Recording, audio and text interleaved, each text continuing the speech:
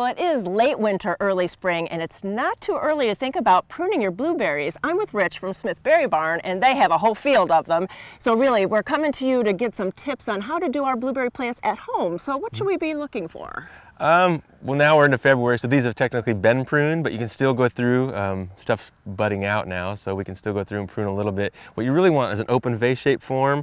Anything broken, any visible disease, anything crossed you want to cut out. You want good airflow in the middle there, and then really what you want is like 7 to 9, 10 good-sized canes for your majority of your fruit. So we go through and we cut some of those big ones out each year. Usually like a third of growth gets cut out. Wow. But now you were showing me that you can tell now because they're starting to bud out which is a flower bud and which is a leaf bud, which is really important. So show us that. So like if you go into this one, anything the round, they're kind of, those are going to be the fruiting buds on the out tip, and then anything pointed and small are going to be the leaf buds.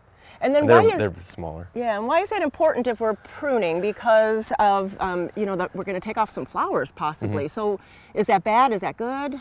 Ideally, you should do it in January before it has set those buds. But so, I mean, you're going to reduce those now if you prune them now. You're just going to increase the size of the fruit that's remaining. But that's not a bad thing. It's not a bad thing. Not a bad thing. And so if you can kind of show us what you'd be taking out here, just so we can have a visual. So anything like way out in the road like this, you can probably take it all the way down in the bottom. Like if these had a heavy fruit load, they're going to come way down anyway. So you really want, so your bright green ones are going to be your fruit from next year. Like this was a cane that came from the ground last year. And we went through and cut out these hard woody ones. We cut out probably 3 or 5 of those just to increase. I could actually probably take that whole one out of there too. So really you're looking for the future too. You're looking about this year, but then you're also looking to promote canes for next year. Correct, correct. Almost more than I could chew there. That's a big thick one. That's a big one. So there, I see what you mean. And so that's really reducing the thickness of this plant. Right, but the majority of your fruit are still going to be on these bright green ones. Okay. Next year, when if they were just a big whip, we'd probably go through and cut some of those down to branch out. Okay. But you're still going to keep that open. So, but all you see, there's way more fruit here than on this, but this next year will have way more. Okay. So this is really going to be a productive Correct. So next year, I'd probably take this one out. Okay. And this one out. That's good to know. That really is good to know. And then I see that you have a really great mulch here with sawdust. So what can you tell us about that? So the sawdust is like a weed suppressant, and it keeps the roots cool. It keeps moisture there, and there's just no weed, or if the weeds do grow, they come out really easily. And really, you recommend sawdust versus a compost?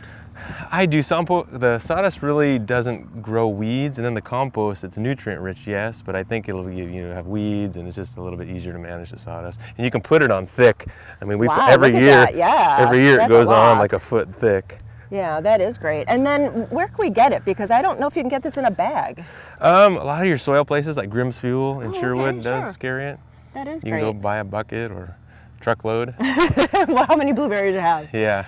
So really, now you have an event coming up in next week. So what's going on? So it's a free pruning seminar. It's kind of we meet and greet. You get coffee. We kind of take a walk, and it's a hands-on pruning. So if you missed pruning your yard and you want to kind of get a hands-on, you can come out and walk around with me, and we'll talk about it and show you how to do it. You know, I really like that because you could look in a book, you could look at a video, but to come and look at a shrub is much better. I mean, you get it in your brain better, what to take out, what to leave. You can take a look at what you have at home and come see it in real life and actually see somebody cut it. And it's easier that way. You learn easier. Well, thanks for all the tips. Really, a lot of good information. But if you want to come to the hands-on, please go to the Smith Berry Barn website and get all the information and come out and play it with Rich. There we go. Thanks so much. Sure.